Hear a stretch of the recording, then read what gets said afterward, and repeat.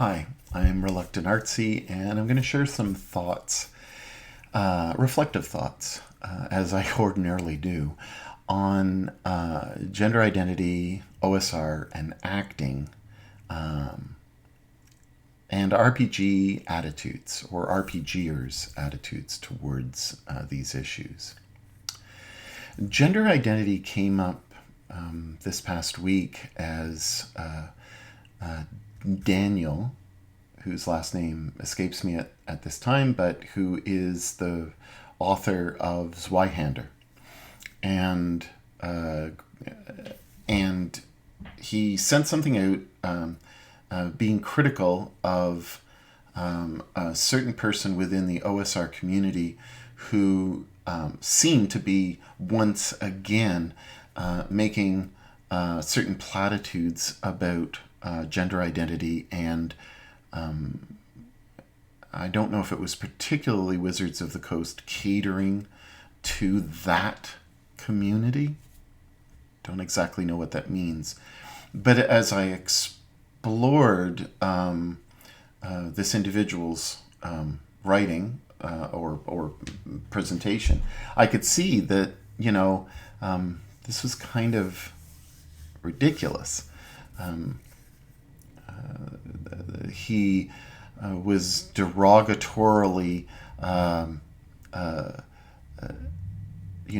accusing those who enjoy 5th edition and modern tabletop RPGs as basically being infantile or childlike. I think he even may have used the word retarded. And I'm not going to point you in that direction because I don't think that this person deserves our time. And that's my point. I'm this older guy who's looking at this and saying it doesn't matter what I identify as with my gender identity, and it shouldn't matter what how you identify. It shouldn't matter the color of our skin. It shouldn't matter what nationality we are. It shouldn't matter what faith or non-faith we have. And yet, the RPG community seems to have very strong opinions about this, both on what I would coin as being a conservative side and a liberal side. Both extremes really have loud voices, and those in the middle who just want to play a game and have fun aren't often listened to. And I'm here to say, have fun, enjoy the game, watch your streams, and especially now because of the coronavirus. But we shouldn't judge on a person's identity. We should judge on the merits of what they're presenting, and are we enjoying what they're offering to us? And if they're not, move along. So that was the first thing, and it got me thinking about OSR more, because I wanted to know, is this prevalent in the OSR community? This kind of very opinionated attitude toward whether it's Roll20 or whether it's Wizards of the Coast or whether it's Zweihander or any publication who are being intentional about inclusivity. Why are they being criticized by a certain niche group? And does that have any merit? And I don't think that it does. There are a lot of very good YouTubers. And I came across Questing Beast because I had posted something on Twitter saying, well, I can't believe what this person is saying. And somebody pointed me toward an OSR person who was rational and reasonable. So Questing Beast is absolutely fantastic. And I'm watching more and more of his stuff and really intrigued, because it's reminding me of maybe a play style that I have intrinsically, but I don't I haven't really named it as OSR. It's just the way you play D&D. You'll know that I in the past, because I'm not doing it now because the schools are closed, but I volunteer at the school, the local school, which is like 50 meters next to my house. And I find that I give the kids challenges, particular challenges that are more puzzle-like, that I have given them monsters to face that are much more difficult to face, and are not easy. I've dissuaded them from being murder hobos, not just because they're in grade 5 and grade 7, but because can we play this game in a different way? So that's where my mindset is, in terms of how I approach a session of D&D. And I am playing 5th. And I enjoy 5th. I think that's great. I've owned every last version of D&D.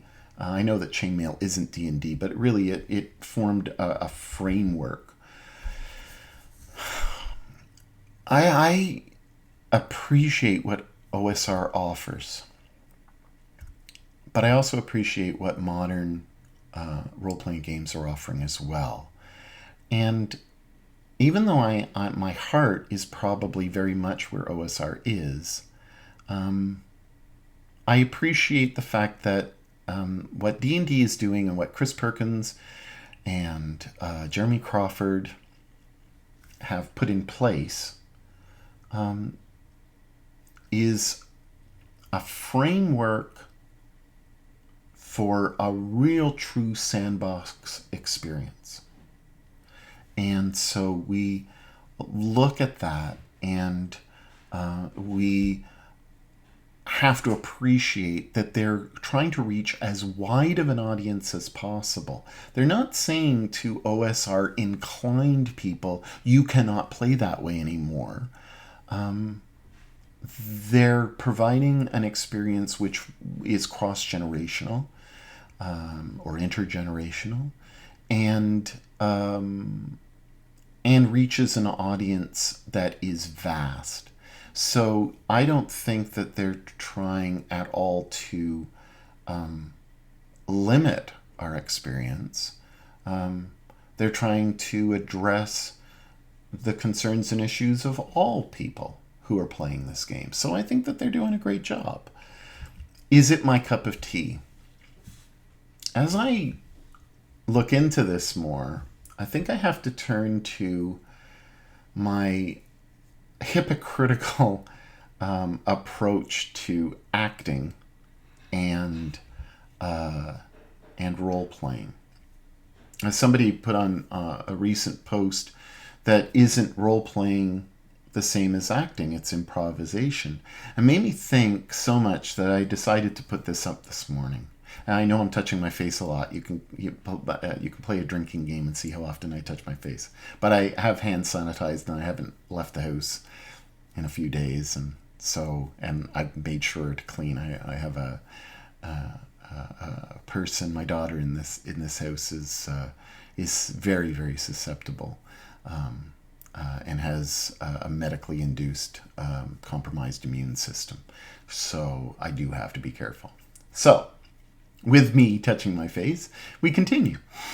I think that acting, and you'll see from my image that I put up on this RPG Attitudes, is an image from Blackadder. And it's the actors who are presenting the Scottish play. I have a little bit of superstition. And there they are, with their shoulders back in a very 18th century way, just kind of back, and this verbosity is about to come out of them, and they're showing the prince how to act. And that's my point, is this flying in your face type of acting attitude towards role-playing that bugs me. An example. I'm going to have a lot of haters. I'm going to have a lot of haters. But I think the reason that I don't watch Critical Role religiously is that there are times that I find that it's too over the top. Now, I love what Matt Mercer has done, not only for the community, in so many different ways. I respect him enormously, and I respect the cast and what the cast does. But it is a cast. Yeah, they're friends. Yeah, they played at home. Yeah, this was, this was all, a birthday party concept, and now is a multi-million dollar business, and I'm sure will just grow and take on a life of its own. It already has, really. I mean, the fact that I bought Wildmount yesterday is a good example. I had originally said on my podcast I wasn't going to buy this, and now I have. And the reason is I want to maybe not delve into the world, but explore the world and maybe get ideas from it. I hope that that's why Matt put it out. But when I look at the presentation and the development of the format and the development of Critical Role, I certainly see that they went from just having fun and eating pizza and just going along with what was going along. That was when Orion was part of the cast, to more dramatic conversations, more intentionality about maybe pushing the boundaries, or if that's what you want to call it, or embracing the fact that there are different gender identities out there. So for myself, as I explore acting and improv and getting into character, I know that my gut reaction to the fact that I'm aware that they're acting or aware that they're improvising has a tendency to bug me. Now I'm going to talk about my own hypocrisy. So my last video was about Gone. So Gone, I don't have any problems with. I think it's absolutely fantastic. And I've said it's absolutely fantastic. I want you to watch it. It uses a different system. I'm not really sure of how that system works. I know that there are 3D4s that are rolled. I know that there is a system that's, that has good stuff or bad stuff happen if it happens in threes. Which piques my interest as somebody superstitious. But they don't bother me, and yet they're clearly acting out their character, right? So what's the difference between Gone and the cast of Gone and the cast of Critical Role? I don't know. Expectation on my part. Do I expect D&D? Do I have the expectations of an OSR person toward D&D, and therefore I'm looking at Critical Role and saying, well, you shouldn't be acting that much, but they're voice actors. What am I supposed to do? Tell them not to be themselves? That would be stupid. So again, and I ask this question a lot on this channel, what is it about me that kind of irks me with that?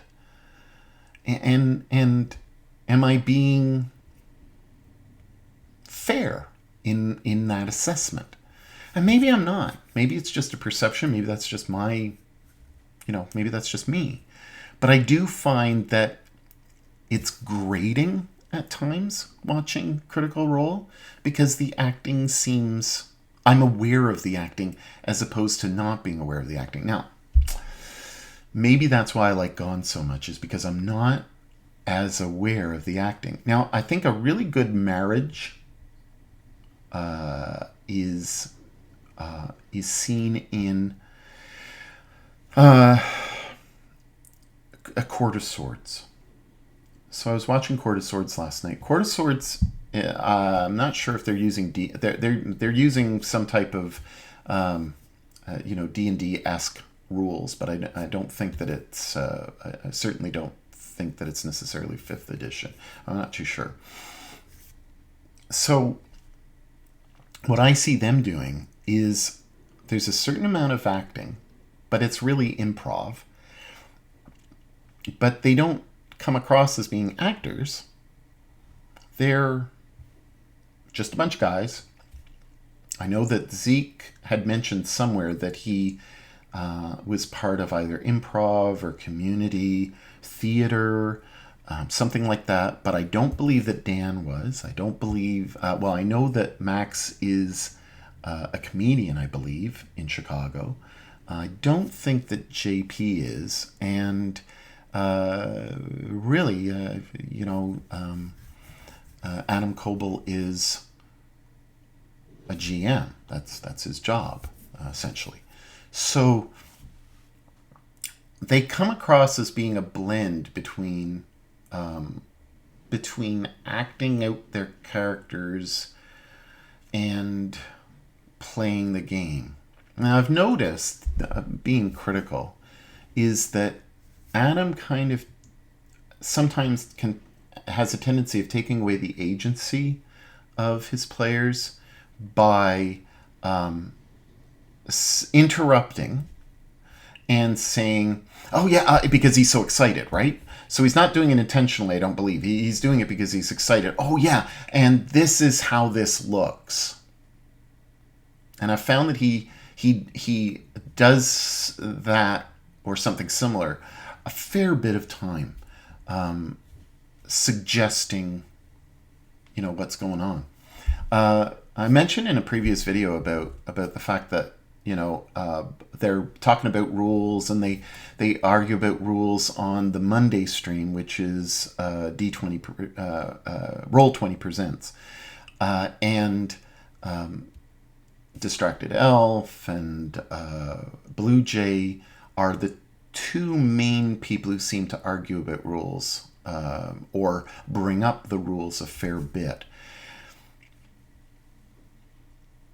OSR, when we look at it, didn't name the GM or DM, Dungeon Master, in those terms. Originally, it was the referee. Not a narrator, but a referee. And so the DM, the referee, had this power to describe and to fill out and to adjudicate what was going on between factions originally. I watched the Blackmore video. Go to Vimeo and rent. I think it's like $7 or $8, and believe me, you've got more than enough time since nobody's working nowadays to watch this. I'm just going to bring it up on my iPad here. Just the secrets of Blackmore. It's not an anti-Gary Gygax movie as much as it's a pro-Dave Arneson movie. Oh, if you love role-playing, it's going to be the best $8 that you spend, and a great 2 hours to watch this development from a war game into not simply skirmish, but you as the military general and you as Marie Antoinette and you as whoever become a persona, and your decisions are adjudicated by this referee. And it develops into, it developed from Napoleonics into what we have now, which is mostly fantasy. Well, what that means is that we have a system that both wants us in some ways to acknowledge the rules, but also to leave it to the adjudicator, the referee, to make the call. And so when I watch Adam debating and sometimes arguing with Distracted Elf and Blue Jay about what's going on with their game, not only does it take me out of the experience, but it kind of bugs me. I'm an introvert and I'm very sensitive about those type of things. So I'm like, ooh, I don't want to deal with this. Click, what's Dan doing now, or what's somebody else doing on Twitch? Because it takes me out of the experience. Isn't that hypocritical of me? Because I'm criticizing Critical Role for acting, and they are actors. That would be like me going back to my original topic, which is, gender identity, of me criticizing somebody for being gay or lesbian. How can I do that? That is them. It's like an actor is an actor. But I, as a person, don't like somebody who's not genuine. So when I see acting going kind of beyond a limit that I've put in place, why I've put it in place, I don't know. But when I feel that a person is really stretching and pushing the bounds and doing so more for the sake of acting than the sake of playing the game, then I'm kind of, I get distracted. I think that when I look at this notion of having a referee, it's really letting the players play. And I come back to Matt Colville's argument that in his video that we all need, the DMs need to give their players agency. And I think that's because he's a contemporary of mine. So we're both looking at it from an OSR type of mentality. Let the players play. Let them explore. Let them become problem solvers and immersed in this world. And maybe that's my problem, is that I am so used to being around a table and playing with people around a table live, not for anybody else's benefit other than for ourselves.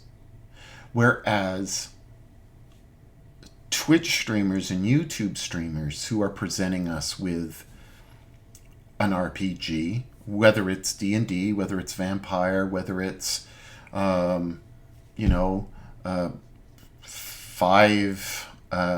Five Torches Deep, or Ironsworn, or whatever the system Gone is using. It's that immersion that we get as an audience because they're catering to us as an audience. So maybe that's what bugs OSR people, is that we're evaluating streams based on them being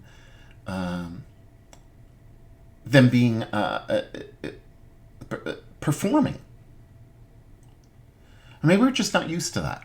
Maybe it's something that we're just now starting to, well, we've probably been wrestling with it for the past 5 years since Critical Role came on, but and beyond. But I think we're still asking questions.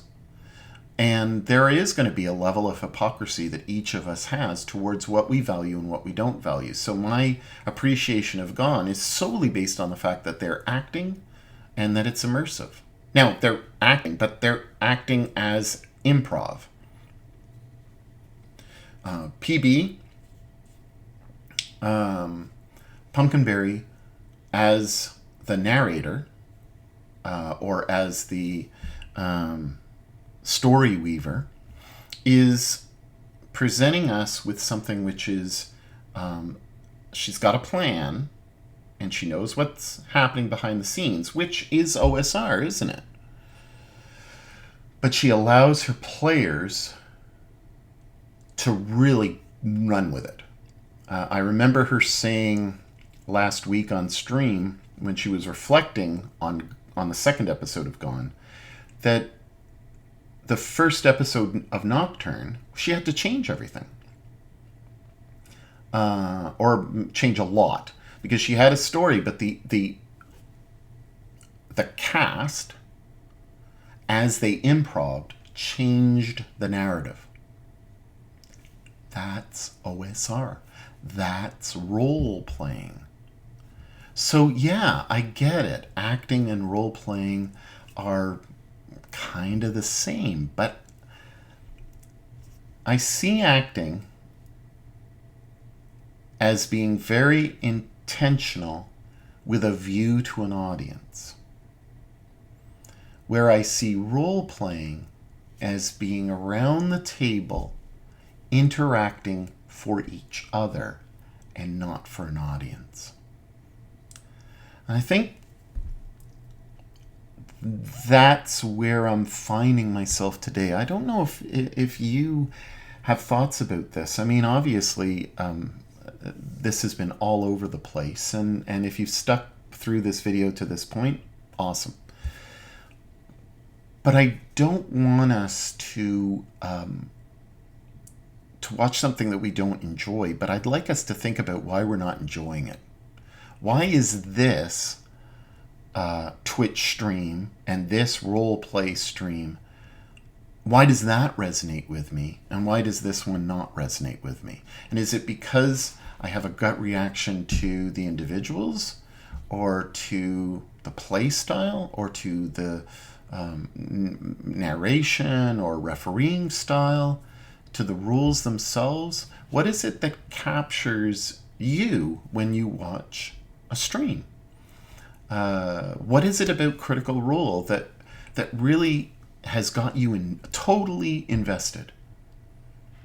And have you explored other online streamers, and have you enjoyed them for different reasons?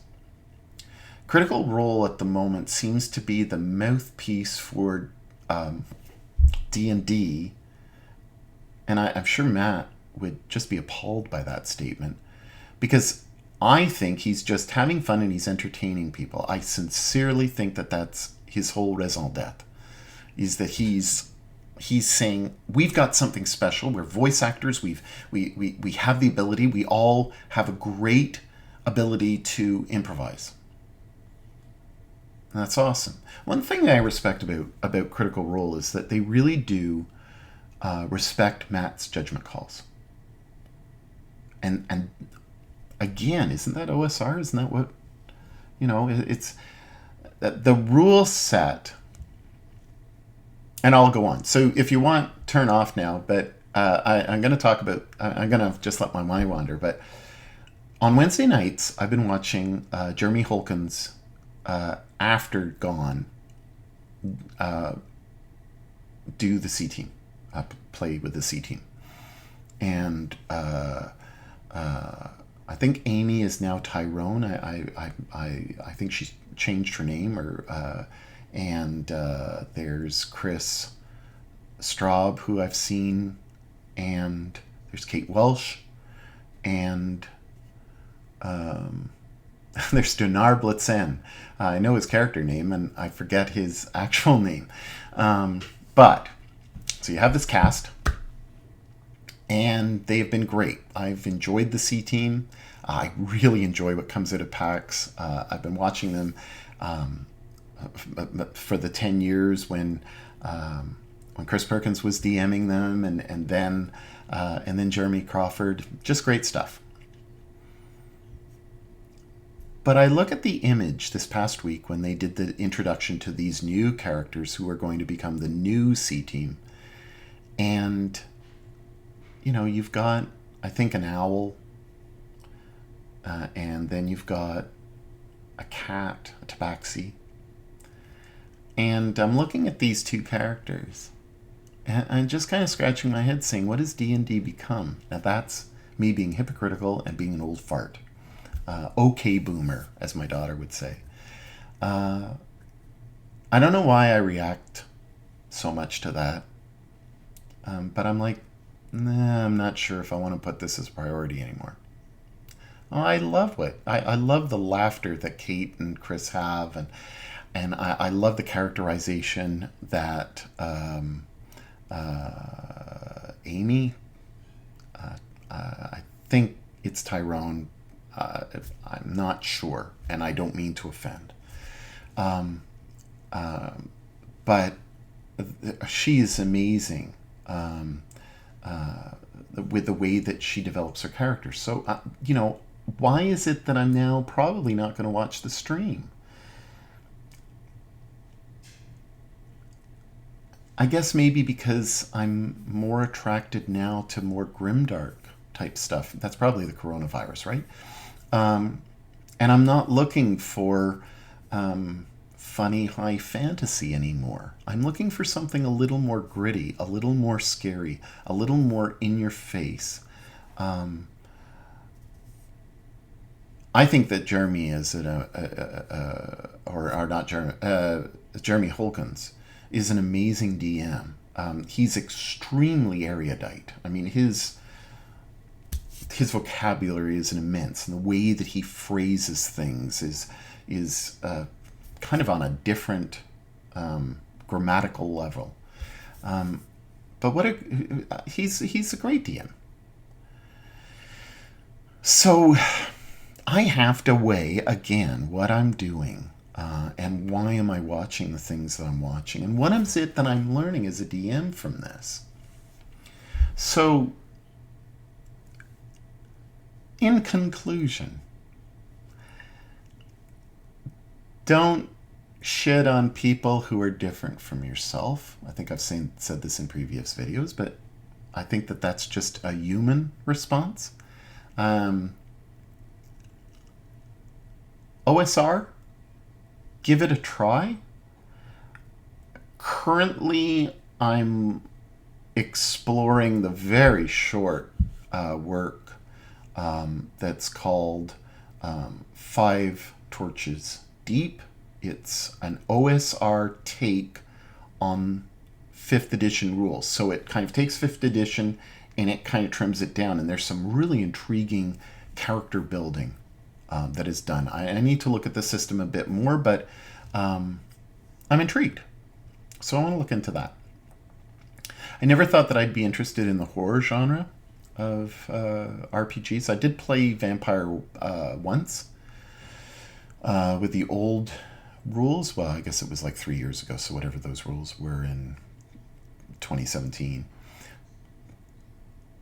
I enjoyed it, but I think I'm enjoying it more now watching it on the stream. I think that for me, it's more of something to do watch instead of play, but that's just me, of course. So OSR.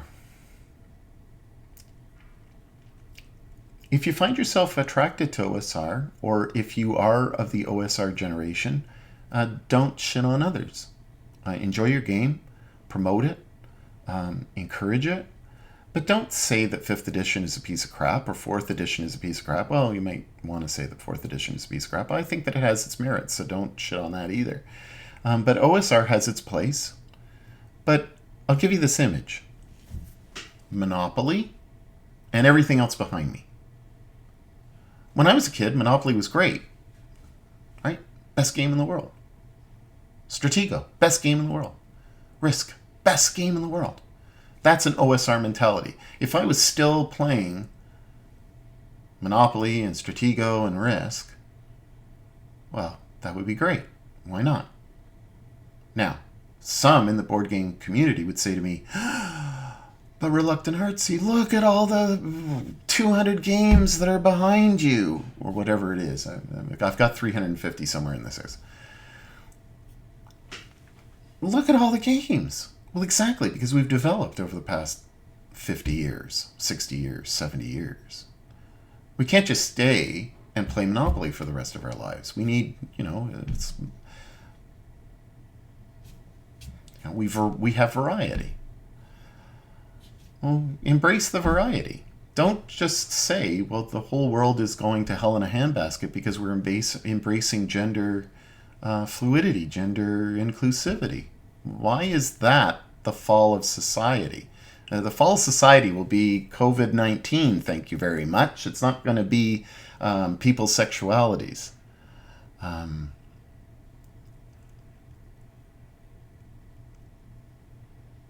Playing the game and acting. Be conscientious about the dynamics, which you can't do really now, but the dynamics between you around the table. So let's say you're on Roll20 or you're on any of the other platforms, and you're playing just with your friends. Remember, you're just playing with your friends, so there's a different attitude than those who are streaming, who are very keenly aware of an audience. Don't have the same expectations of those who are entertaining for the sake of entertaining, as opposed to you who are entertaining yourselves around a table. I don't think that Gary Gygax and Dave Arneson were, or Wesley. I think his name is Wesley. Peter Wesley, I think it is. Watch this movie that I mentioned before on Blackmore. He's really the creator of all this stuff, to be perfectly honest, at least from what I saw. They didn't envision that we were going to go to a theater and have 3,000 people gather to watch people play this game in front of everyone. So, be mindful of that. And acting is acting. And they're good actors. Wouldn't it be great to see Meryl Streep and other actors? Aren't we really grateful for the times that Deborah Ann Wall is DMing and playing the game? I mean, she's an actress, and she's also playing the game. And I think that she's an amazing DM as well. My gosh, she is top of the game in terms of what she presents and how she does things. Amazing. She's an actor, so they're good actors, and then they're really, really crappy actors. I'm not going to crap on anybody who's a bad actor, but there are certainly bad actors. We wouldn't want them to play D&D either. So maybe the question is to, what's our comfort level on acting and on improvisation and what we expect from streamers and what they're giving us. This has been a much longer video than I wanted to do. I am going to put it up. I'm probably going to get like 25 views. Like I did on my volunteering for D&D, which I think is really hilarious, is because all my other videos are kind of over 100. But then this one particular video where I'm saying, go out, volunteer, you're going to have a great time. If you could, because of the coronavirus, you can't. But if you could, volunteer. And nobody's watching that video. And I think that that's terribly sad, because we should be, trying to encourage other people to be playing these games. But when I look at OSR and I look at acting, I have to come back to this idea of rules and how we enact the rules, and are we giving agency to our players? Or are we taking it away? Are we just present for ourselves around the table, and therefore it's a more intimate experience? Or are we expecting that we have an audience to watch us? It's something to consider in terms of your expectations. So take care. Have a great day. Enjoy this time that you have with your family. And I hope that you're doing okay emotionally and spiritually and physically during this time of what I would say is global reflection and global rest. Everybody, most everybody, is reflecting on what the impact is going to be. So take care of yourselves, be patient with others. And I've been saying to people, learn to listen. Really spend a lot of time listening. So that's me. And I've been at this for far, far, far too long. I am so sorry. 40 minutes is way too long to have a video. But if you're interested, you will have watched this. And if you're not, well, whatever. Take care. Bye.